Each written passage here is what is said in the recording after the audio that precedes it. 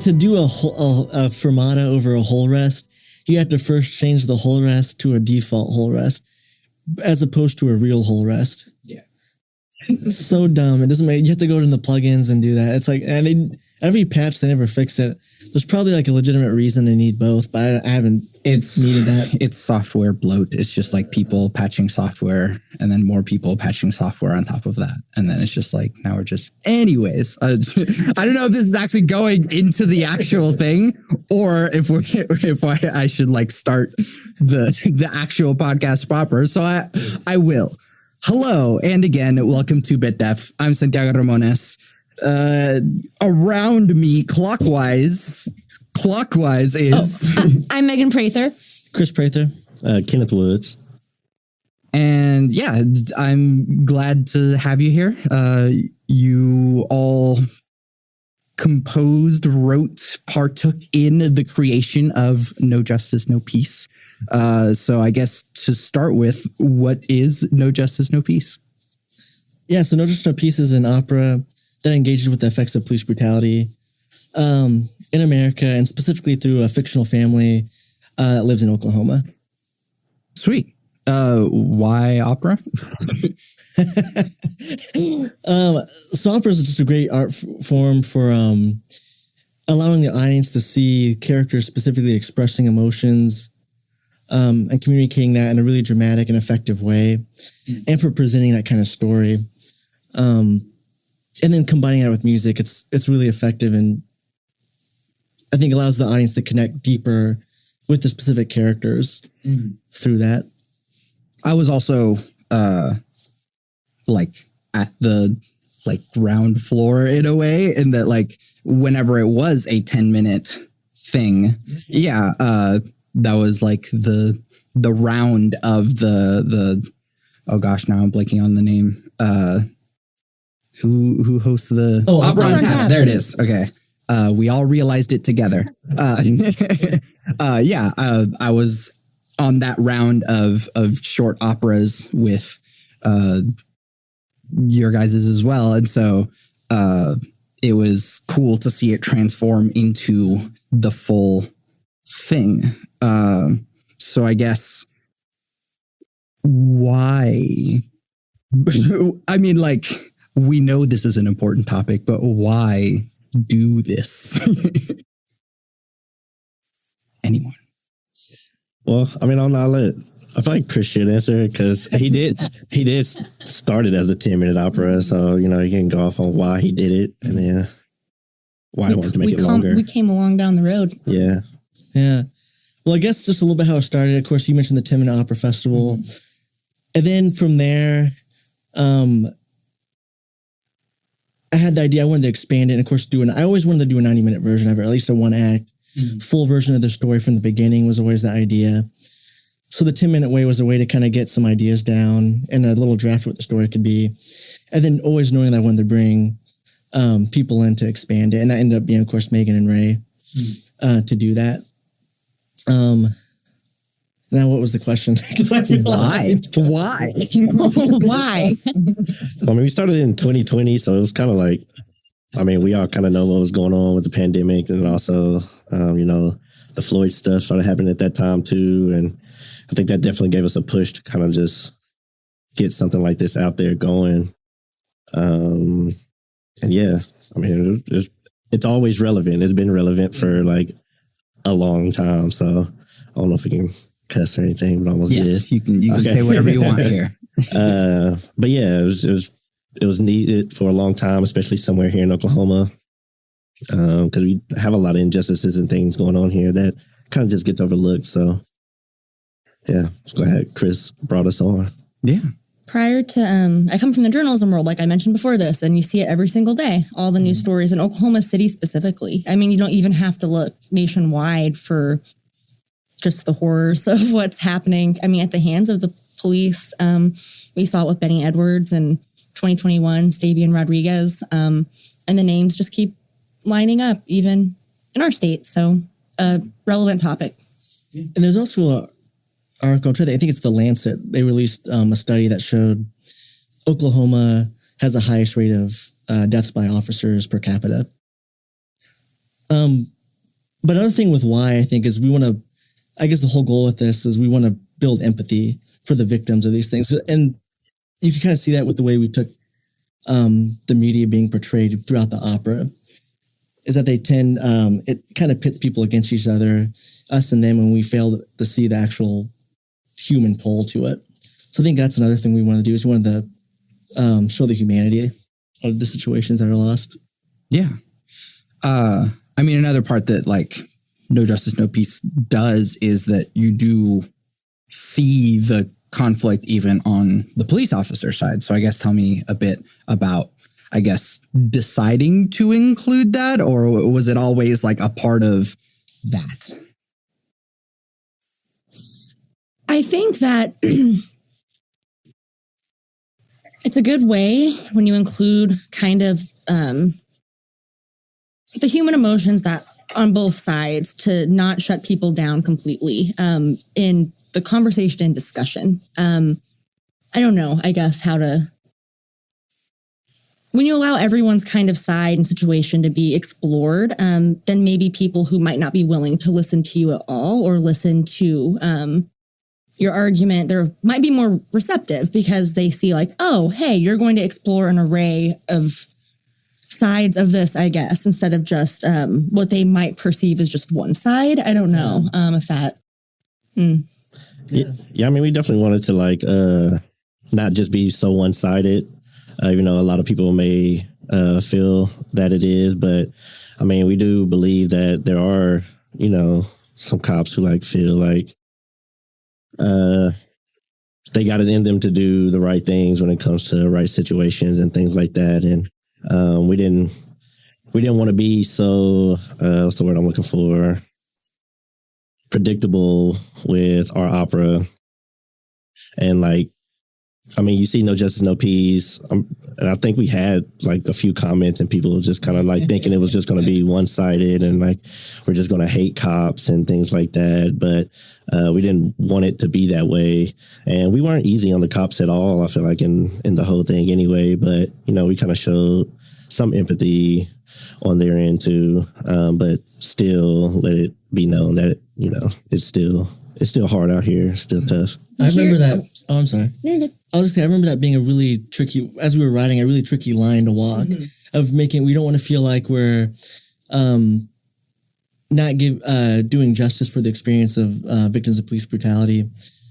But at the same time, we didn't want to overly just demonize the police. So that was like really tricky to balance so we don't go too far in one way, which of course that's what you guys were mentioning. But I remember that being really tricky in the writer's room with every single line we did with the dialogue and stuff, how we approached Lisa Price's character too.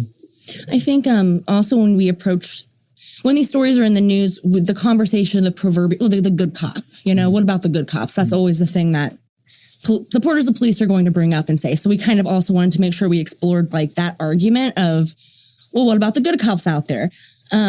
Lisa Price, I mean, everything she does and says up until the incident in the opera, it seems like, wow, hey, she actually wants to make a difference on the force. She would be what we would consider maybe a good cop. But at the end of the day, she's entrenched in a system that is filled with fear of people and things that just you can't.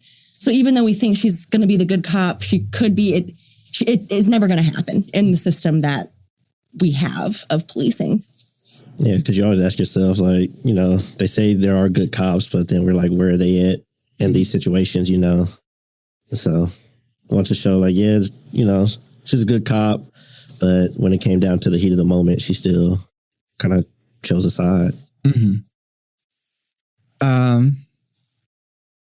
You guys decided to be on Bit Depth, which is a particularly deep podcast. And so that it's kind of on you. So I'm going to acknowledge the elephant in the room that is two of the people that worked on this opera are white. What gives you the right? Ray? No, I mean, I remember after one of our performances, I got asked this question, you know what I'm saying? You know, how they feel to, you know, me being black, writing with two white artists, white people who, you know, it ain't necessarily about their people or whatever, which I do want to say, you know, this definitely is a Black issue, but it's about all people too at the same time.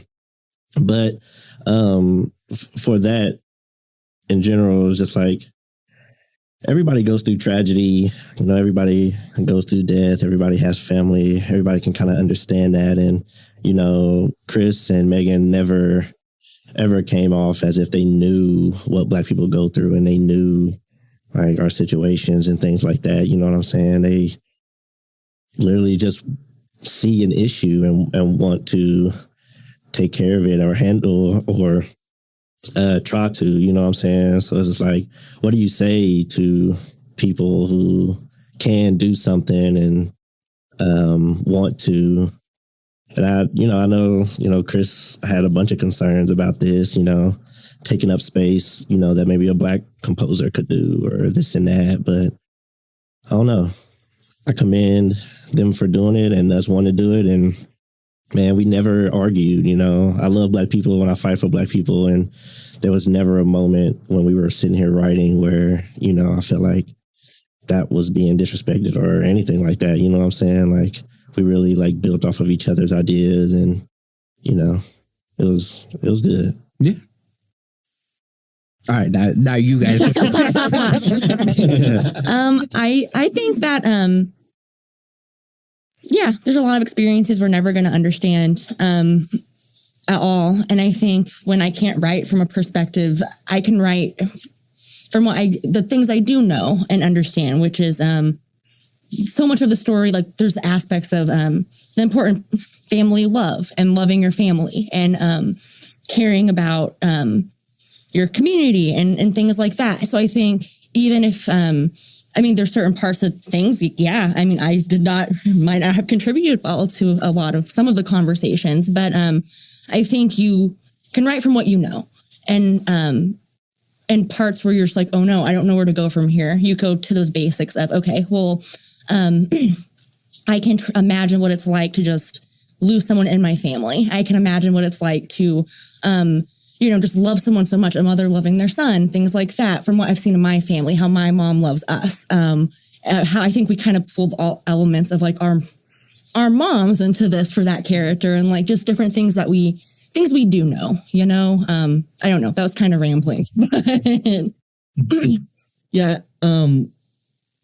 As Ray was saying, that was something I was really stressed out about the entire process. It really stressed me out. But one thing I think that we all connect on is just our basic emotions. And what I'm about to say, I'm not at all saying I understand the experience a lot of people go through experiencing this. But I think what we can connect on is some of the emotions that happen. I grew up and was bullied a lot in 7th grade for being small and different than people. So I can kind of understand the feeling of being othered. And of course, on a completely different level. And that's something I grew out of and I'm no longer dealing with. And that's something, of course, they can't. So I think connecting on the emotions to some extent can at least allow you to try to understand it when you're writing and creating. And then, of course, bringing in people that do have that experience to help really fully capture it is what we did. And of course, including some interviews we did to get different experiences, doing the workshop where we had like a talk back and got feedback. Yeah. Yeah, I think we definitely, because I mean, if I was looking on the outside in and the whole production and everything was like white, then you'd be like, what the hell? But we did our best to really like include everybody, from the musicians, obviously to our actors and community and everything. I think we did and talked to. I mean, maybe we could have did more in some areas, but I think we did what we could to like include everybody. Mm.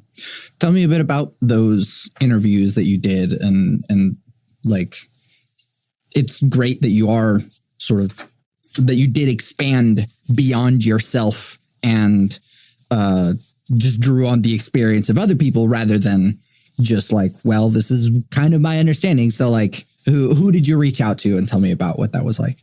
Sure. So I interviewed Jordan Andrews, Devon Carrington, and Clint Williams. Clint is a friend of mine, composer from OCU. And then Jordan actually, of course, played the role of Harold Benson, and then Devon played saxophone in the pit. And then I also interviewed James Ham and Johnny Partita, who are 2 police officers. And that was just, we got in a room, discussed, and I just asked questions about their experience, how they feel about the issue, just to kind of understand it from their perspective. Was everyone in on this conversation at that point? No, these interviews kind of happened before we came on. Yeah, so these were before the initial 10-minute version that we did. We did these interviews, and then I recorded them and I shared that with them, and we had access to that as we were working through we did full version. Meet with some more people after. Sorry me to cut you off. Yeah, we did some more kind of talks after our workshop with other people too. Yeah, we met with Dr. Thompson. Dr. Thompson, yeah, who came and seen it. Had conversations with other people too. So, Tell me a bit about that workshop process, because I'm sure that was kind of a different thing in that you'd already done a part of it and showed that. So, yeah, what is the workshop process like? Oh, it's so much. It's like I think so. The most exciting thing about it, it's like the first time getting to hear the music and see it not through MIDI playback on a computer, which is terrible. So there's that excitement of it. And then I just remember that first workshop we did, what was that, 2021? Yeah, that summer. It was super exciting because all of us were also hearing the music for the first time. It was a lot of fun. And then there's a lot of like small changes all throughout. Anything from, this vocal line's not working.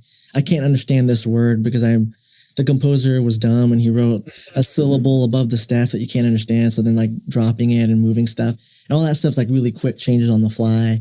And the singers are like super flexible with and about doing. So that's like some of the changes. I don't know.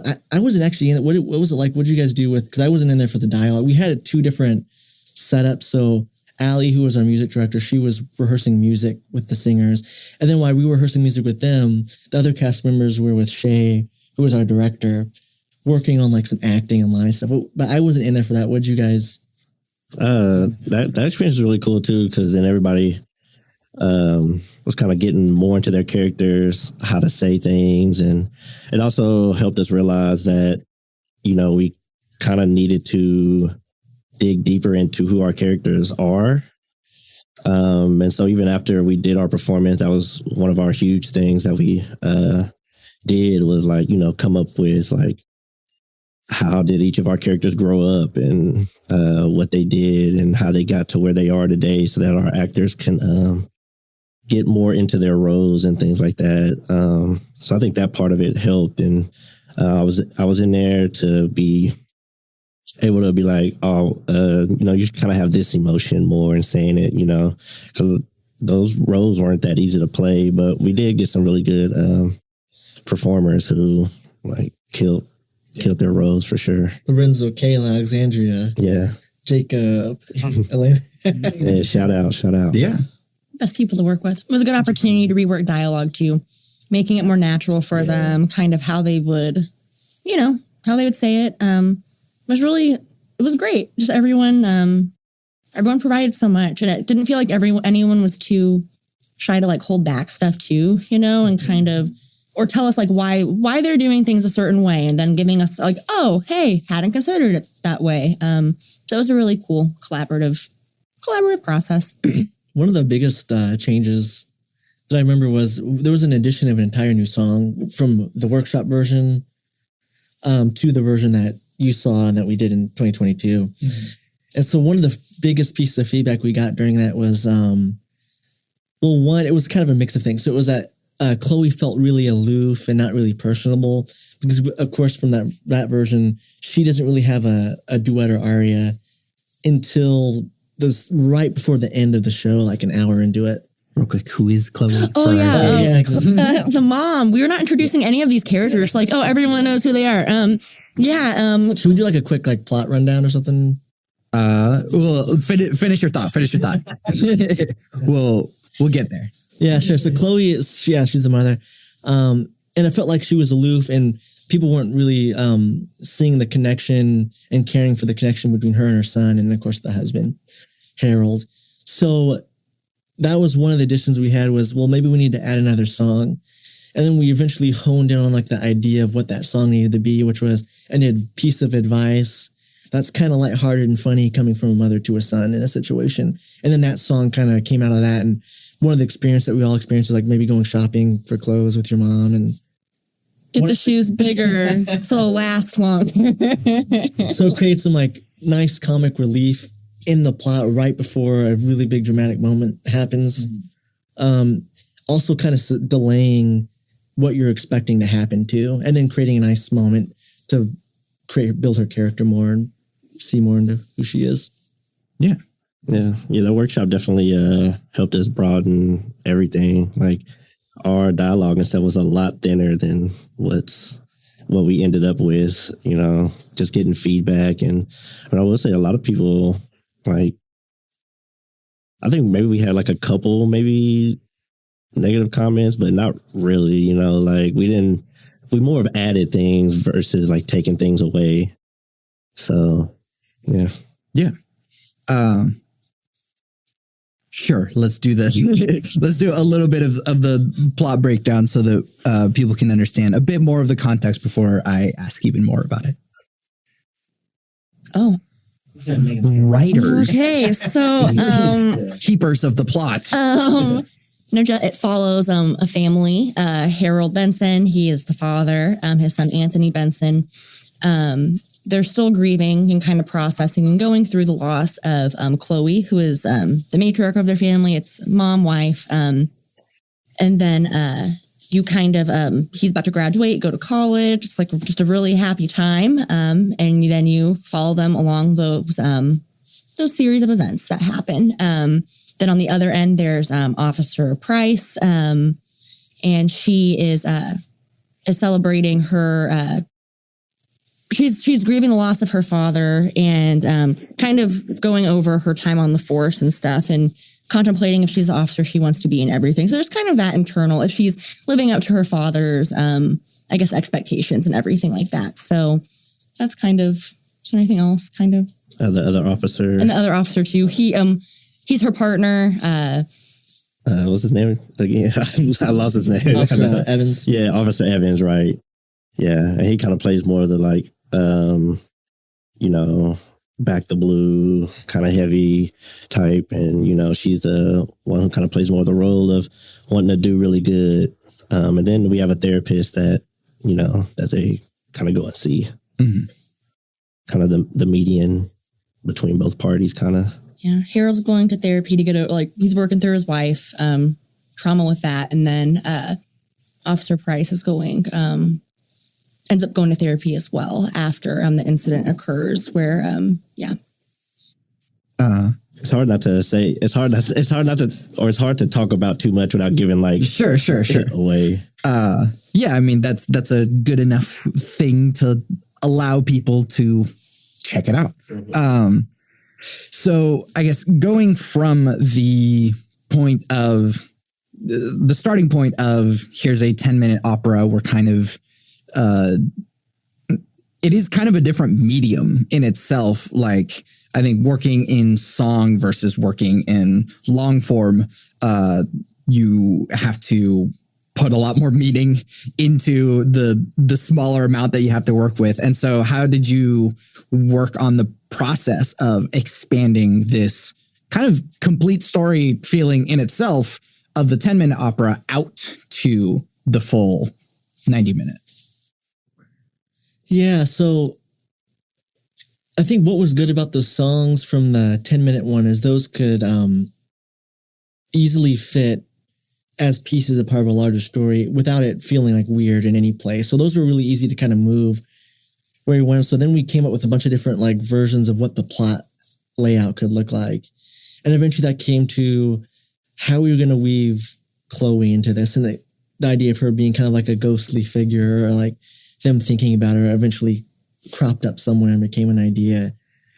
And we slowly come up with different versions of what the plot could look like. When are we going to have the big moment with the officers interacting and the super sad moment? Where is that going to happen in this? And it's weird seeing how like an idea finally, I remember like one of the ideas that I wanted to do the whole time that didn't make sense until it finally did was at the very end tying the Star Spangled Banner into the final piece. And the original idea was, well, maybe at the end Harold just, there was the idea of the I'm sorry guys, there's going to be some of the stuff that comes out. The idea of having Harold meet the officer that kills his son. I'm still trying to spoil that. Didn't actually come out until many iterations later. So it was like, well, how is that going to happen? Originally it was like, oh, what if he sang the Star Spangled Banner? He's angry at the very end just by himself as like an aria. But then the idea of like tying it in, well, maybe he bumps into her. And maybe there's like little motifs musically from that come into it. Maybe little bits and fragments of the lyrics that are like manipulated and changed, like rounds bursting in air, other things like that. That was completely different from the original way the idea was. So I thought it's interesting seeing how like idea slowly like comes to fruition throughout until you find, oh, this is the way it needs to happen. Now again, I don't think I answered the question. I think I'm just but like that is part of the process, the expansion of ideas into something bigger. And then I guess for you being brought in to help to expand that, but also I guess seeing what was there and then imbuing more, like putting yourselves and your creativity into expanding that. Man, yeah, I don't know.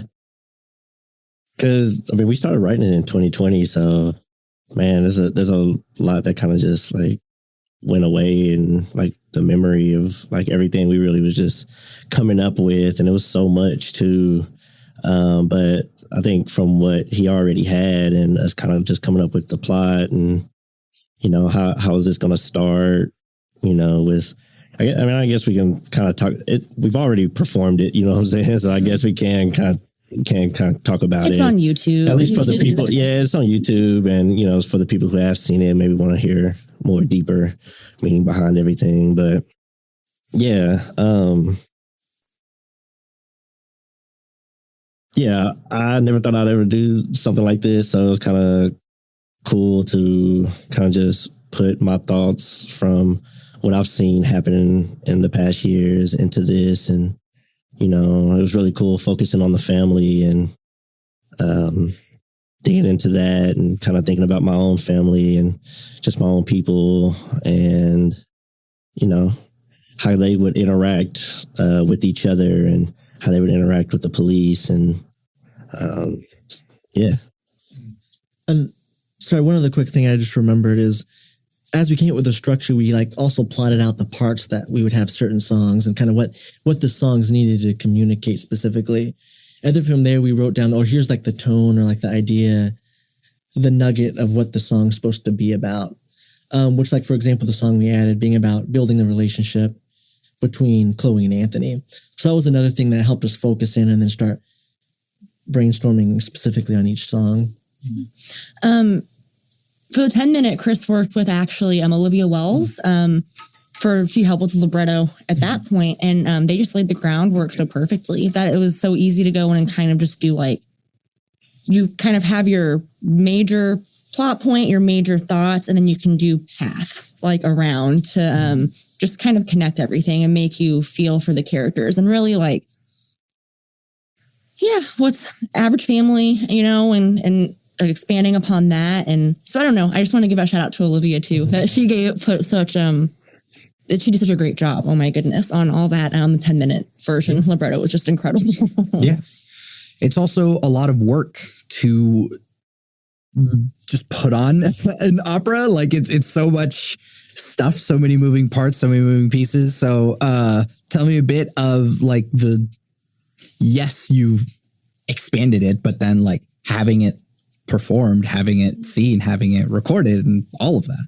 Everything that, I felt like there was constantly everything that could go wrong was going wrong. We were just like putting out fires, like so close, and it turned out perfectly. Oh my goodness. Writing's the easy part. Yeah. We're like, oh my goodness, we're shutting ourselves in a room and not letting each other out for months, you know, to get it done. And then we're like, yes, we have this product.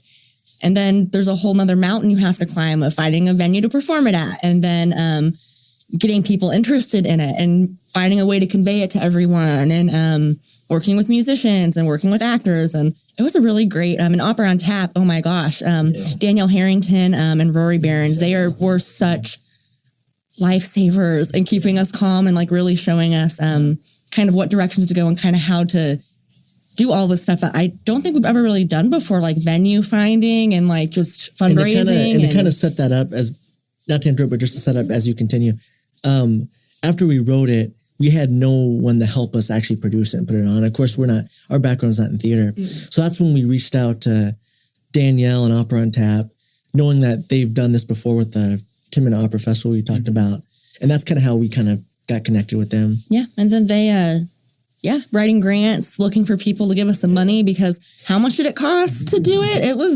We did it for about $13,000 after it was done. And like half of that, actually like 60% to be exact, was generated through ticket sales, which went to paying everyone and doing that, which was really, really great and also really, really scary the week before. And then, of course, people buy tickets, once they're there, usually. We didn't get like a ton in advance. So it was super scary wondering, are we going to sell enough tickets for everything to go good? And then we have to be like the parents where something really serious is happening. We can't let the kids know. We got to be, everything's totally fine. It's great. Nothing's wrong. Everything's perfect. So that was like super scary and like huge relief when that happened. I mean, there's 2 other stories that were pretty crazy. Should we share those? Sure. With Lorenzo and with the venue, or should we not? Oh. Well, now you've teased people. Now it might be me not to. So we were originally going to hold it at a venue, and it just was not going to work out anymore.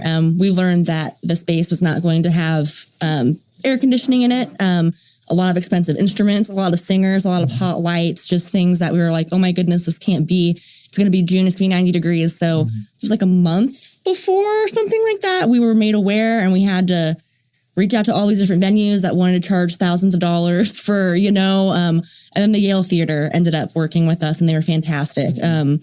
My goodness, it's a beautiful theater too. It was the perfect place for it. And someone else tell the other story, because I don't want to. Yeah, sure. So before the workshop in 2021, we had a tenant who wasn't able to do it anymore, and we found out the week before the actual workshop happened. So I called up Lorenzo. I was like, who I've been friends with for a few years, and met him through actually Gus, who played percussion in the show, through like a church camp thing. So for years ago, so that maybe not very important to know. But we're musicians, and like we have to know all these people to get, especially as composers, like having to know, like, oh man, I need a freaking whoever plays this thing. So yes, I understand. So I called him and said, hey, Lorenzo, I need to say yes to the thing I'm about to ask. Can you come sing tenor in the workshop and totally save our butts? We're really, really screwed right now. And then he said, yeah, just send me the music. I sent him that, and then he learned it in like 2 days. And then he stayed at my place the night of the workshop, because he was living in either Lawton or he was living in Norman. No, I think he was living in Lawton at the time. And I heard him at night, like singing through like the walls. He was like practicing this part. Mm-hmm. So he's like so amazing, so nice, saved us, and so like it sounds so good too. Even then, he turned out to be really perfect. So he was the part. He was amazing. The perfect character, perfect person to work with. So great. Everyone loved Lorenzo. He was just incredible. He was the character. And his voice is just, oh my gosh. It's just, all those problems ended up being like the perfect thing to happen. Which I don't know, whatever. But it just turned out so wonderfully. Yeah, we definitely had a lot of people to just help put out just fires and things. And I mean, like we were saying, Danielle and Rory from Opera on Tap, shout out to them for like really showing us the ropes on things. And I think we were also the biggest production that they had done at the time too. So certainly didn't know. Yeah. Yeah. So I think in ways, they looked at it as it helping them too. We just went to a 10-minute opera thing that they put on yesterday. And yeah, Danielle came up to us and said, there was a lot of things she took from our experience and what we did with our opera and put it into this one to help the production just be better and things like that, So it was a first for all of us. Yeah.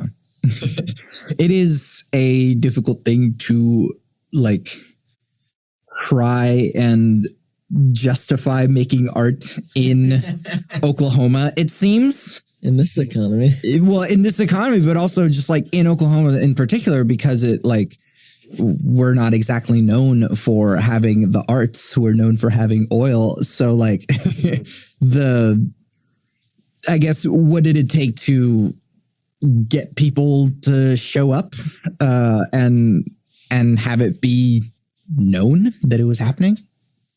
Yeah, we tried to do like a few things from, like you said, the workshop, and then just like little, I don't know what we called them, but singing at the coffee shops and things like that. Different fundraising. Yeah, different fundraising things, and just went and talked to people. And what was that? What was that show that we went on? This that Micah, right?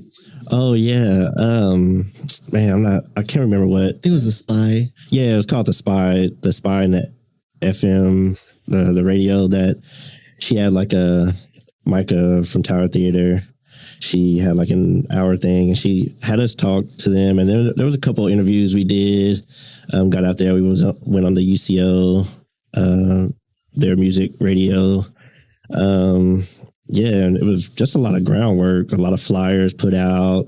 Good old fashioned. Yeah. Sticking flyers under windshields. And We didn't really know about how the turnout would be. I think going into it, we were like, dang, there's not that many tickets sold. But honestly, every day it grew like a lot. I think the first night, maybe it was in between like 50 and 60. And then our last night was like 150, something like that. Or I don't know. It kind of just jumped up significantly each day. Yeah. And I remember Evan Jarvix and also Brett Fieldcamp, both really kind. They did some stories for us. Oklahoma talking City about Free it. Press came out to our to the dress rehearsal and did a story on it and stuff. And so a bunch of little things to try to get people aware of what we were trying to do. Megan made these QR codes that these tiny little things that had information on it, and then we put them on cars at events that were like kind of related to what we were doing. Mm-hmm. So there was like a play about Greenwood that happened at OCCC like a month before, and then there was also Painted Sky did Pagliacci. No, that was not what they did. What did they do? It was that. Oh, they did that at Rose State. So we went there and like put them on other cars, hoping we could like pull from the same audience. That was my favorite, I think, ploy that happened. It was like because it was like I thought it was really smart at making thought of that. And Chris was amazed by the QR codes. So cool. He loves them. And then pulling from the same audience just felt really old school and kind of cool. I liked it. No one yelled at us like, "Get away from my car!" It turned out really good. We went to like restaurants and stuff and put like big different flyers churches. Yeah. Oh yeah.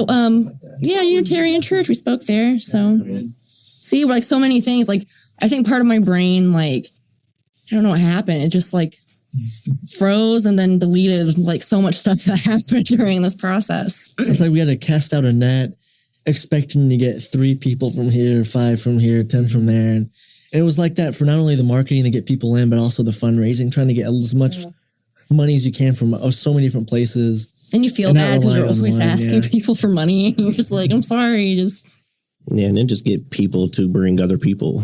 I think that was a big thing too. People just telling other people, hey, come and yeah. So now it's recorded, which is kind of why we're here.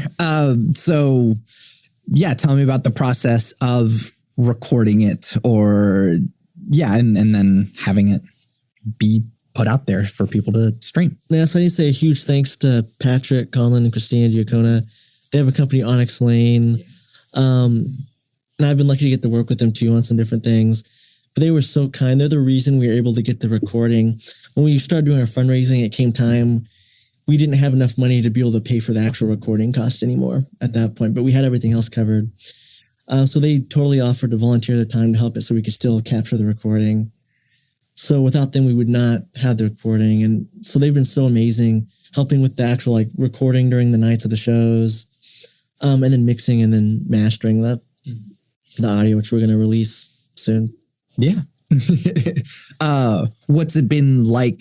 I guess, you're going to be releasing it soon, but this has been a long time coming. What's it been like to listen back to the recordings and hearing like, wow, this is the best way, like this is the best iteration of this, or whatever it might be. Like, yeah.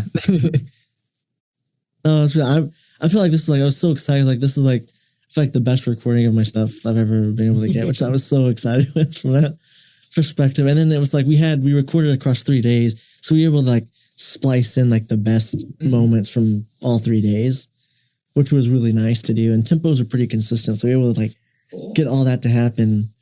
And then the hardest part was not putting everything on the CD that's released and just trying to keep it the songs. Because as a composer, I wanted to have like everything. Mm-hmm. And they were talking to me, well, maybe just you have all the best parts of it that gets people excited about it. And if they want to hear the rest of it, they go to the video online and check it out, which is a good move. But it was the composer. He's like, well, I really want this part though, but this explains the context for the thing. Helps make it make sense. Care about but me. The dialogue too. It's like, but wait, no, you have to, you can't just listen to everyone. You have to listen to all the way through. You can't just skip around. But of course, skip around. It's fine. But yeah. Can we say when? So, I should have let me pull these dates up. I know June 30th is the day that the first single from it's going to come out. It's At the Courtroom. It's one Lorenzo sang. That'll be the first one we release. It'll be on all the streaming platforms. And then we'll have it. There's going to be 2 singles that release and then the full album. All that will be available as a free download with the highest quality audio possible on my website with like a suggested donation to, there's 3 different places we put up for people to do that. So kind of an honor system there for people to do. If they like it, enjoy it, they can donate and then get a free download of the thing. You can stream on Spotify, Apple Music too. Really good music to listen to. Incredible singers. My goodness. I don't know if we should mention like we made it to finals for the National Composer. Oh, it's for the American Prize. Okay, American Prize thing. And I mean, I don't know where that's went fully, but still we went against like good people who've been doing it for a long time, So I think even to get there, I think it's something to commend. And, mostly Chris for, because he's the one who really did the music. So I need to pull up the other dates so I could. That's a big fail on my part, guys. I only had the June 30th on the mind. That's fine. They can check out the single and then just stay, just they can wait with bated breath. Yeah, this was actually planned. Go follow me on Instagram, and you're going to get all the information you need. Chris Prather Music on Instagram. June 30th will be the first drop, and then I'll post the other dates there. So actually, guys, this was completely 100% planned. I had no intention to give those other dates. Is there anything else regarding the opera specifically that we haven't gotten to talk about yet? I think one thing that's interesting, and I think for people that aren't like musicians or like, I guess, do artistic stuff or work in this area, they don't know. I think the collaboration process is kind of interesting because there's so many little tiny things that are affected by everyone in really small ways that make it the whole thing better overall. And we talked a little bit about with the workshop, but even on the week of the performances, we were changing lines and doing stuff just to make everything as good as we possibly could. And that would come from some suggestions from the singers. I remember Lorenzo coming up and saying he wanted to sing a certain line in a really sweet way. It's the song Recollections at the beginning when he's singing about the memory of his mom and what she was like. And he gets really sweet with it in his voice, how he's singing. And so suggestions like that, or Jordan coming up and saying, yeah, I'm going to take that note down. It's going to be better for the whole song because it'll save a higher note for later, which worked really well. So all these different things like that they inject into it to make things better. There's also a really cool moment that I reference a lot, and they've heard me say it. But during the workshop, or sorry, not the workshop, the rehearsals leading up to the performance we did a year ago, there was one line we were trying to get right. It's in the final number. There's this big moment where Harold's second, a lifetime my son will never get to live, days he'll never get to see, minutes, seconds, that feel like eternity. It's a huge dramatic moment where he's interacting with the officer who killed his son. And the actual notes of the melody were not right at all the way up to that point. For however many couple of years it was written, it was just too low and it wasn't really coming out how we needed it. So we were relighting that line, just me and him, like off to the side during rehearsals. And then we brought it out and had him sing it for the first time, and no one else knew about it. And then everyone lost their mind, we're freaking out. They all cheered. They, it was like a happy moment. Right how it needed to be. It was so nice. That was one of the really exciting moments where it felt like, yeah. I don't know. It was coming together, and it was just, it was so cool. And I'm not from the music world at all. I don't know how any of this stuff works until I started kind of learning through this process, and just seeing everyone. Oh my goodness, it was just so nice, and everyone's so encouraging of each other and working together and taking each other's critiques and opinions all in it. And maybe that's different than the normal collaborative process. I don't know, but it was just wonderful. Yeah, I think everybody carried themselves really professional. I think people would probably be surprised to hear that it is our first go at this and first opera because of how it just went, and it was just put on so well.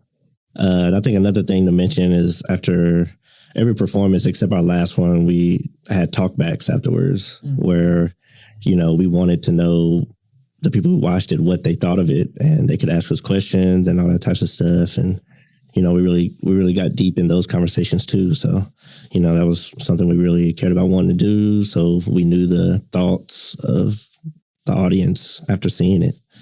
Yeah.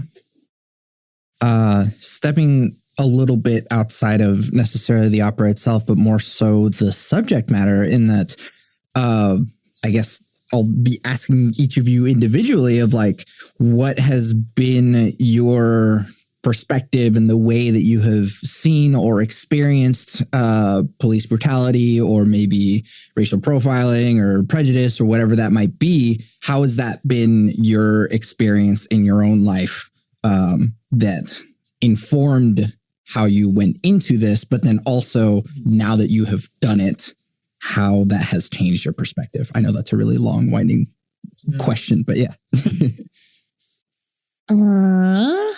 I think a lot of, at least over the past few years of what I've seen, it's a lot of watching body cam footage and breaking it down and writing it journalism wise, and I think one thing, so back to, I kind of mentioned at the beginning, the Benny Edwards incident that happened in 2021. I remember in the newsroom, we were kind of all, we're trying to get the story out about it.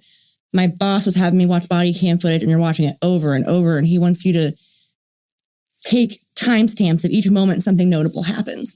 So I was watching it and it's oh my goodness, it's horrible. But the most notable thing to me was after he shot this man 3 times in the back when he was running away from him, it took officers 43 seconds to approach him. And then they handcuffed him. And it was just horrible.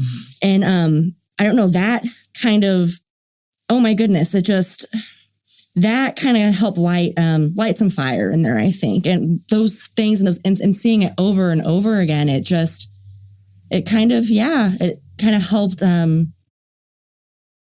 make you even angrier, I guess, and inform that writing. I don't know. I just know that one really stuck with me. Yeah, I did a lot of the research on a lot of the cases that kind of just has happened here in OKC, and these are things I've kind of just always knew, but it's just kind of reading up on those cases, it's just kind of crazy because you don't really need to do too much for something to kind of just happen to you, and you see that they don't take a lot of things into account, like people having mental health and things like that. Maybe they just got a little knife or something, they still end up getting shot, or, families, they're calling because they have a child he's going crazy because he's mentally ill or something. And, the cops come with force, and it's just well, I didn't call you for that. I just called you to just calm him down and things like that, and And, like with the Floyd thing, these are things Black people have always seen, and I think it's just because it was just blatant murder, it's that, and it's caught on camera, it couldn't be refuted. People were just like, oh, so this has been happening, and Black people are like, duh, like it's been going on. And so just like seeing those and, as far as like a personal experience, I'm never really like too comfortable just around cops, just in general ever.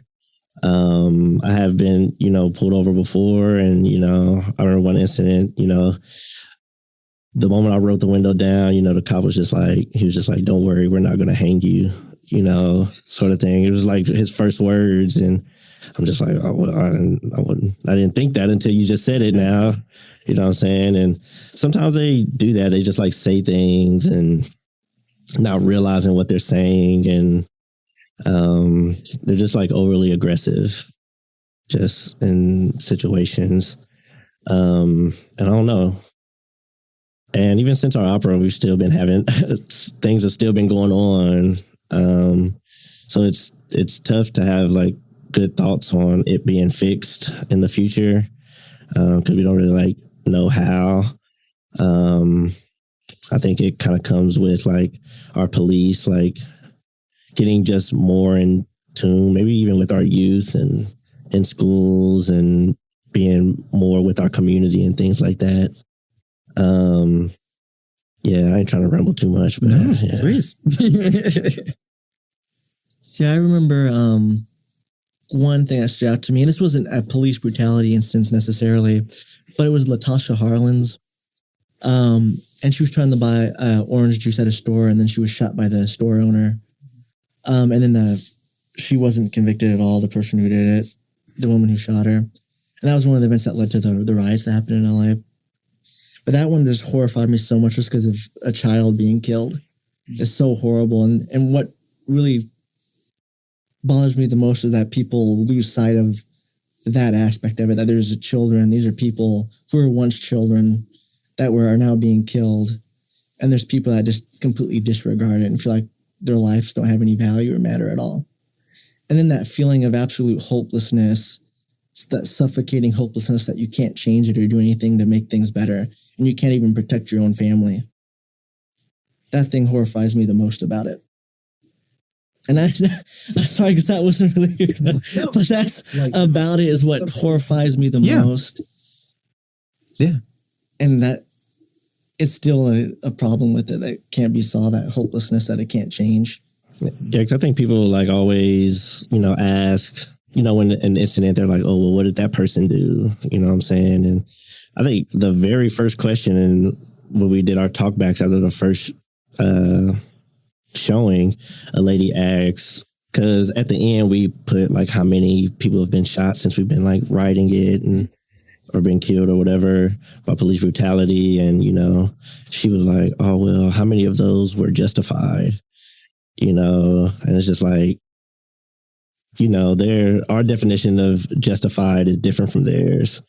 Like I said earlier, you ain't really got to do too much, They kind of use lethal force, quickly without, trying to just de-escalate the situation first. Whether they, what they say the most, whether it's out of fear or not, it's just, there's other ways to go about these things. And like I said, it ain't just Black people. It's, all people and more people who are minorities and more who are in poverty and things, obviously. But, yeah, they just gotta, I'm losing my train of thought, but, yeah, people just think, I think that's the wrong way to think about it first, just like, oh, well, what did that person do? Maybe they had to have done something. And a lot of the times, I ain't gonna lie, that's not the case. Mm-hmm. It takes too long to get down to just the fact that, well, this person is dead now. Like, now we don't get to look into anything. We don't get to see at the end if they're innocent. It's too late. And the family's never shown. Yeah, they're not. I don't know. There's such a lack of empathy and just humanity within people. And sorry to like the whole, I don't know how we fix it. I don't know what we do to just, so I don't know how you should get people to care about the perspective of the family. If the first thing they're going to say is, well, I mean, well, what about the people? What do they do to deserve it? If that's how you're going into this, if that's your first question, I don't know. Like I don't know how I think any opera is going to solve that problem. I don't know. Part of me wants to think that comes from a place of they don't want to think that the police force is killing people unjustly. And they want to hope that there was something that caused them. But it's just so horrible. Maybe it's a little bit of fear in themselves too. I don't know. Of like, man. If you allow me to be a radical here, but this is also my podcast. So that, I mean, it's funny. Like the first thing that like came to mind whenever you said like, oh, so like how many of those were justified? And I'm like, none of them. And it's like, it literally does not matter because like you are not judge, jury, and executioner. Your job is to serve and protect, or at least that's what it says on the car. But at the same time, I'm like hesitating, but I'm like, no, wait, I can say whatever the fuck I want. Which is like, the police are not required by law to protect people. There are so many cases that have gone through the courts that prove that like the police aren't required by law to enforce restraining orders. They're not required by force to defend someone who is directly in danger. They're not required. Like all of these cases that have actually gone through the courts that like prove that like the police as a system, as an institution, is not actually there to serve and protect us just in like pure legal terms. And so like, You do. And so I think that like the difficulty that arises then is that like the conversation breaks down because we're so unwilling to like bridge the gap as far as like understanding goes. And so it's like there's so much more to inform people about, to be like, hey, there was this instance where there was a murderer on a train and the police were on the other side of the door and they were watching this guy get stabbed multiple times. That's a thing that happened. The court ruled in favor of the police officers for not stepping in. There's this other case where a woman who had a restraining order against her ex-husband had, called the police because her ex-husband had kidnapped the kids, and the police were not required to enforce that restraining order. And that man killed himself and his children in the car before the police even did anything, because they weren't required to do anything. And the court ruled in favor of the police officers in that instance. So like, of course, with Uvalde. Yeah, Uvalde, Texas, those babies that got, well, they did nothing but put on hand sanitizer and check their cell phones. Mm-hmm. What is your job? What's the point? What do you guys do if not? And so like to come at the conversation in a way of being like, oh, well, what did these people do to deserve it, is not even actually the same starting point, because the starting point is like the institution itself is not actually required to do literally anything at all. And so like to maybe understand why people are like, defund the police, and whatever that might mean to people. And that phrase scares people. And the phrase has become really difficult to parse because it kind of more so means divest from the police. And so to like, hey, let's put money into these other services, so that like the example that you were using, Ray, about like, oh, this kid is having a mental health crisis and he's running around naked.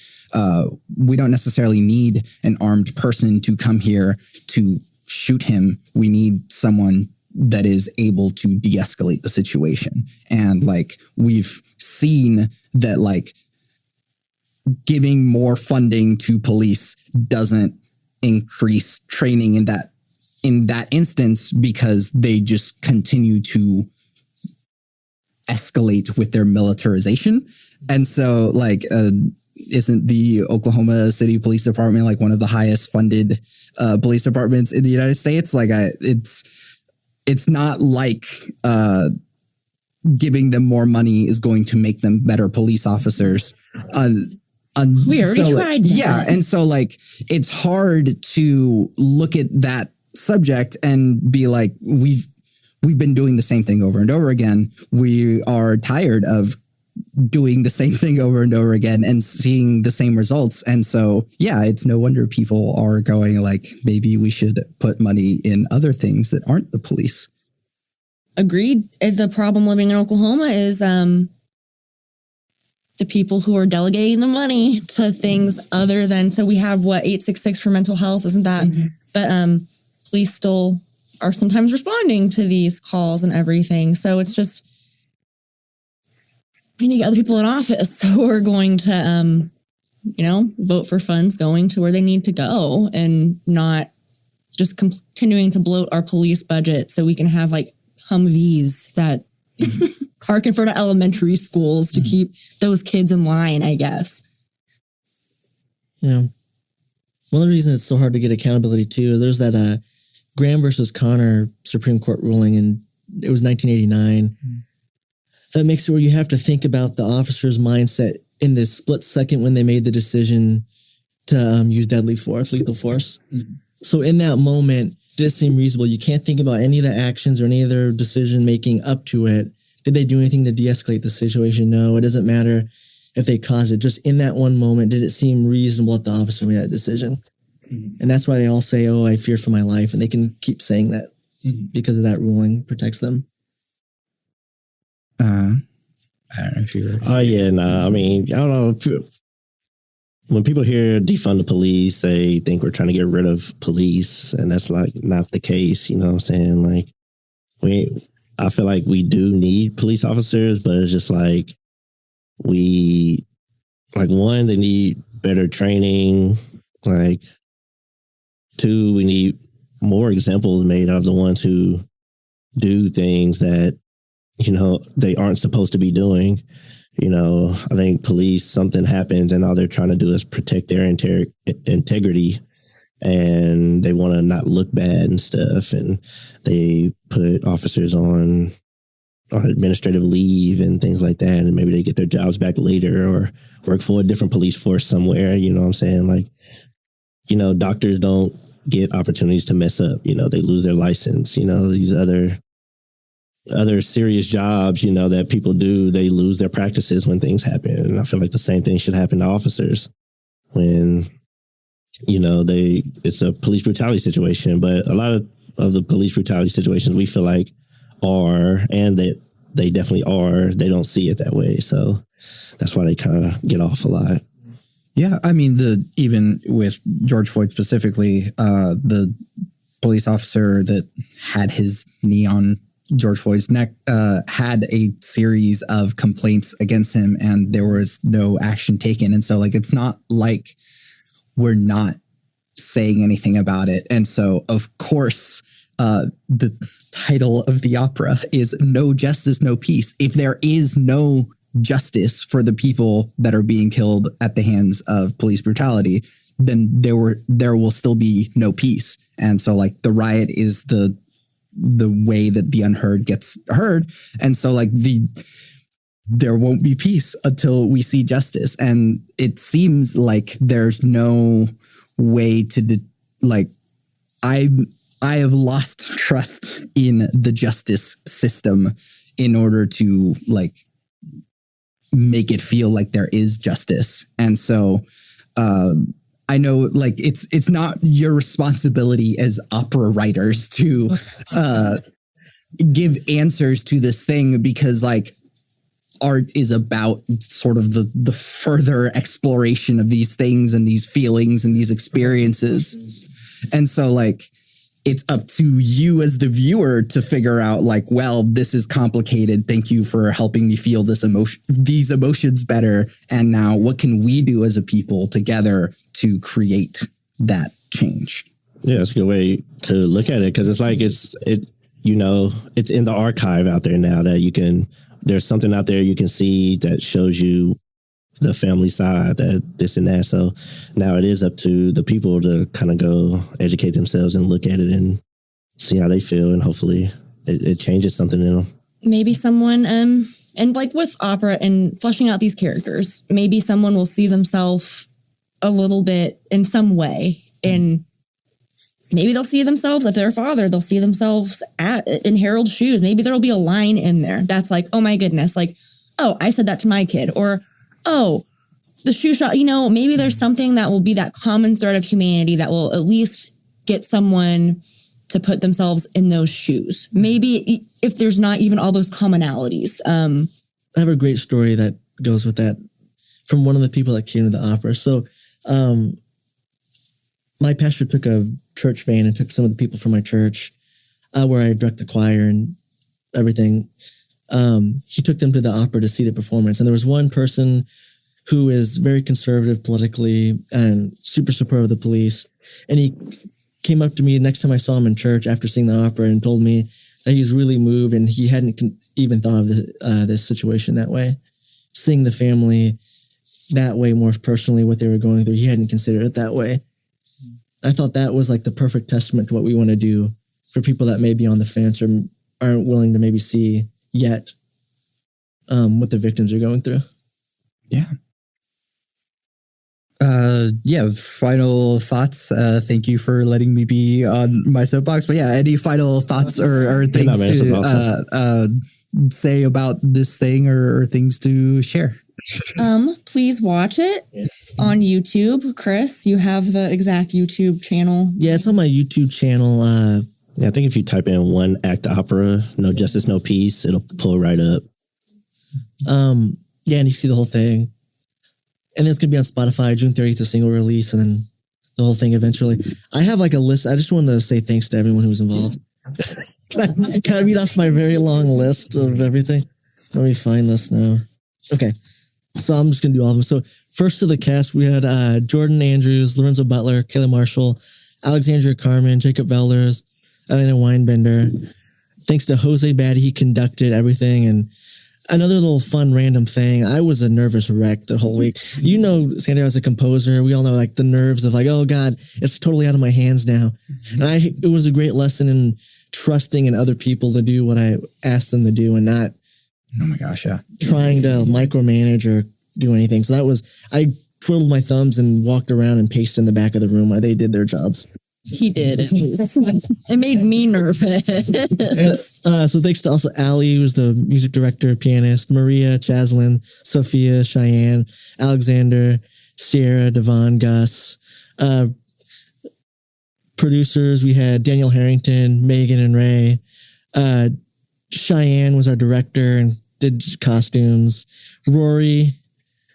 Incredible costumes. Oh, I'm sorry, so Chad. She did so good on that. People were saying, "Oh, I think were those real op cops in the audience?" I'm just gonna like speed up your voice in it. Alex Walkup, he was there working at Place Help Us a lot. Hayden, Chandler did our artwork. Mary Prather. Foster Gibbs also, they helped us a lot of stuff that day. Okay, and then super thanks to Edmund Music, Larry Leah Westmoreland, Margaret Brish, Edmund Trinity Church, Dr. Tess, Remy Schumacher, Sandra Flansburgh, Mary, Virginia, Zoe, Kim, Abigail, Onyx Lane, Parker, Lisa, Patricia, Paul, Griffin, Seth, Casey, James, Jason, Jacob, Jared, Molly, Jill, Xavier, Colt, Katie, Karen, Kaylin, Robin, Delita, Rachel, Shania, Mary, Braden, Katie, Barbara. Okay, and then now special thanks to the interview. I'm so sorry. Jordan, Devon, James, Johnny, Troy, Clint. Feedback from Jose, Dr. DeMayo, Dr. Knight, Colton, Walker, Kongwa, Dr. Thompson. We had volunteers, Aaron, Angelique, Bruner, Cameron, Corbin, Hayden. So a lot of stuff there. Yeah. You could see all their names at the end of the video too. And without them, this wouldn't have been possible. The three of us alone couldn't have made this happen. It was because all of them donating, all the people who cared about the project. I'm so moved and honored that there were people that are willing to help us with that. Yeah. Help me with that. Yeah. Please go see the opera. Like we said, on YouTube. Hopefully we're able to put it on again. I think we have been in talks of trying to do another run of it at some point because we think it's very important. We think we need more eyes on it. Money. Give us money, Which I think please. after we've done it and put it on, I think we got people that would definitely back us more, and it'd be easier to put it on again. So, and just support opera and art in Oklahoma City. The 10-minute opera on tap. They're always doing incredible things, and that's the only way conversations like this happen. And we all get outside of our comfort zones, and so support opera on tap and art in Oklahoma City. Yeah, we need stuff like this here in our state for sure. I will say that like if you are a musician or a creative in the Oklahoma music scene, the people in this room as well as the people that were listed are people that you should know and get to know. And it's like, oh, well, I kind of want to do this thing. How do I make this thing happen? Like all of this interconnected web of like a music community is like what keeps us all going. Like we literally can't do this ourselves. And like you said, as a composer, it's like we put all this work together to like get this stuff played or get this stuff heard. But then it's like, it goes into other people's hands and it becomes greater than anything that we could have done by ourselves. And so like, it is super necessary to be a part of community. So be a part of the community and reach out to these people and get to know. I was like, oh, who was it that you mentioned that helped with this thing? And like, we're all here to help each other because we know how hard it is to make art in Oklahoma. So lastly, just plug your stuff. Where can people find you and your things individually? Like I said, my name is Kenneth Woods. I also go by Ray. That's what most people call me. That's my middle name. You can find me on my Instagram, which is Mr_Woods. That's MISTER_Woods. I say Woods, people will be like, Willis? But no, WOODS. And then on Facebook, I think I'm just Kenneth R. Woods. Chris Prather Music. You can find that on Instagram is a good one. Facebook. I also have a YouTube channel all by the same name. You can find this opera on there. You can find updates about other music stuff I'm releasing, including this album once we release it on the Spotify. June 30th will be the first single. It'll be available also again on my website. Free downloads of all the stuff. Suggested donation to 3 different organizations, all Oklahoma based, that I put on there. You can find that information on my website. Also, Chris Prather Music. Oh, and I'm Megan Prather. If you're so inclined, you can follow me on Instagram at Megan Prather JPG. Also on Twitter at Megan Prather 405. Trying to always writing. So yeah. Thank you for doing this with me. Yeah, thank you for having Thanks us. for having us on here. Thank you so much. Yeah. I wish that I could see her smile once again. I wish that I could hold her hand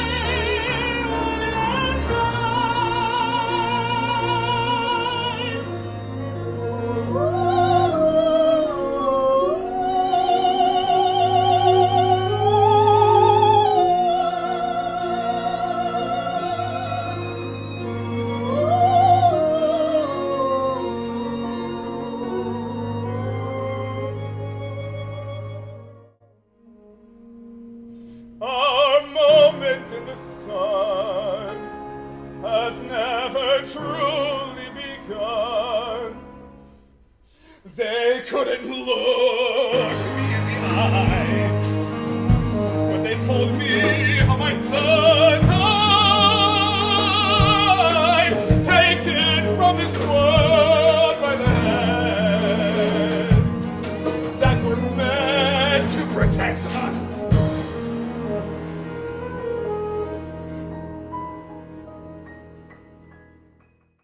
Helped women escape impossible.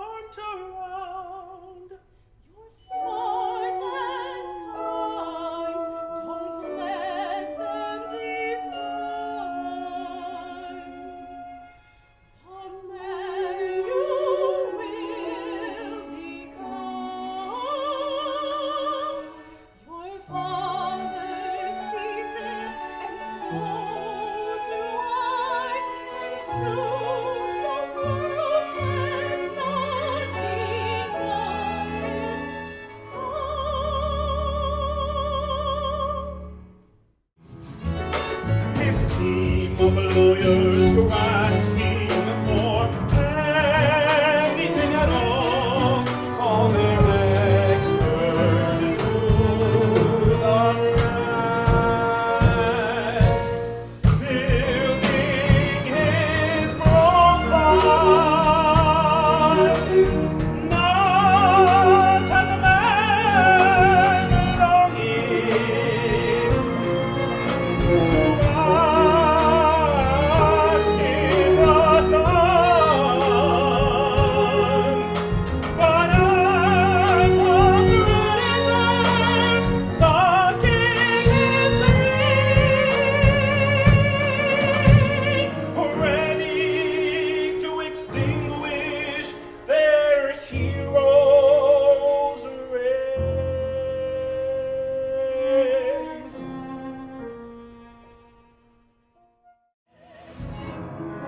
Seconds that feel like minutes, days like times.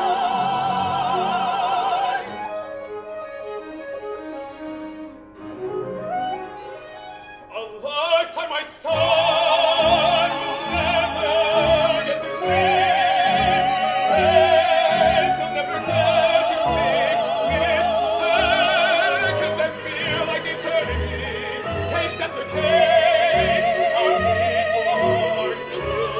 No justice, racist or not, you are not fit for the badge.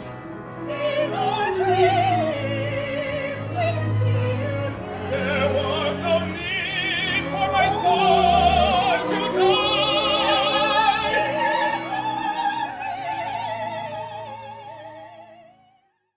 You can find everything that I do on my website, santiagoramones.com.